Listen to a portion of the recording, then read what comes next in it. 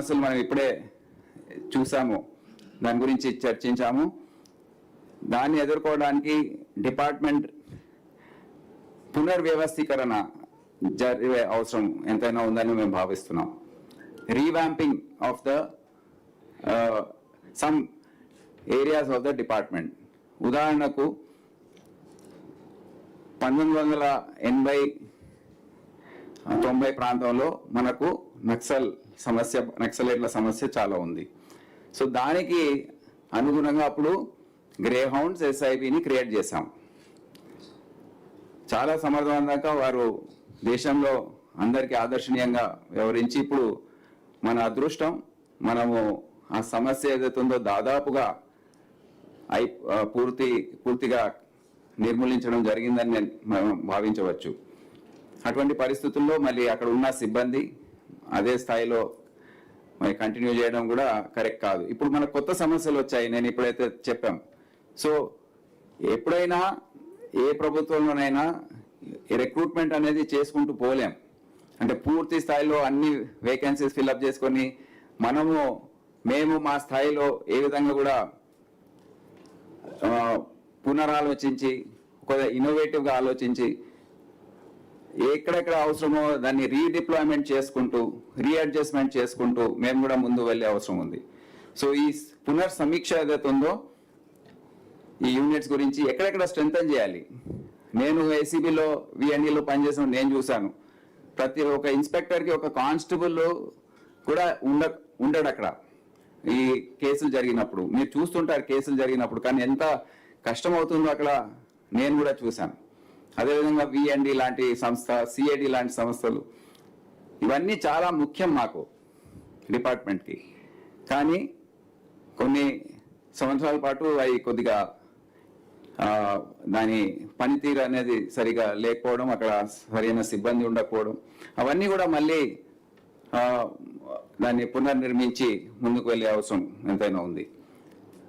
Vacancies దాదాపు 19,000 వరకు ఉన్నాయి.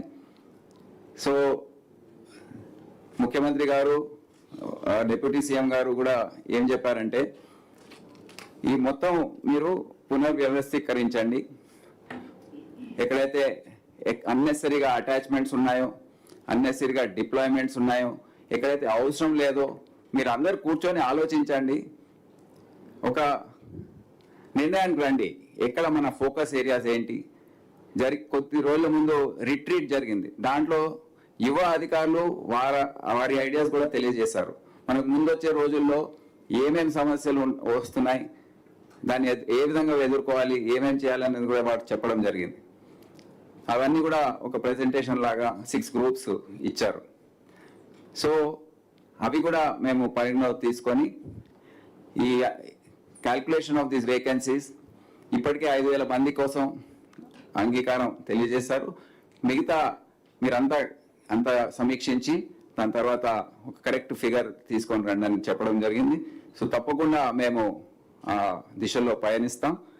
ఇప్పుడు అవసరం కూడా ఎక్కడైతే అవసరం ఉందో, ఎక్కడైతే నేరాలు పెరుగుతున్నాయో దానిపైన అటువైపు వెళ్ళి దృష్టి సారించే అవసరం ఎంతైనా ఉంది. అదే విధంగా రిక్రూట్మెంట్ అండ్ ట్రైనింగ్ సిస్టంలో కూడా కొత్త తరం ఏదైతే వస్తుందో టెక్నాలజీ వాడుకోవడం, AI ఆర్టిఫిషియల్ ఇంటెలిజెన్స్ గురించి మనం అందరం మాట్లాడుకుంటున్నాం. ప్రైవేట్ ఏజెన్సీస్లో మనం చూసిన ప్రైవేట్ ఇండస్ట్రీలో ఏ విధంగా వాడుతున్నారు. గవర్నమెంట్ వ్యవస్థలు కూడా అనేక రంగాల్లో అనేక మార్గాల్లో ఈ AIని వాడుకునే అవకాశం ఉంది. ఒక ఉదాహరణకు ట్రాఫిక్ మేనేజ్మెంట్ ఏదైతే ఉందో, సిగ్నల్స్ని సింక్రొనైజ్ చేసుకోవడం, గూగుల్ లాంటి సంస్థలు వాళ్ళ AI టెక్నిక్స్ ఏవైతే ఉన్నాయో, మ్యాప్స్ ఏవైతే ఉన్నాయో అవన్నీ కూడా కోఆర్డినేట్ చేసుకొని మనం వాడుకుంటే అవకాశం ఉంటుంది. అదే కాకుండా స్టేషన్ మేనేజ్మెంట్ ప్రాక్టీసెస్, CDs రాయడము, చాలా తప్పులు ఉంటాయి.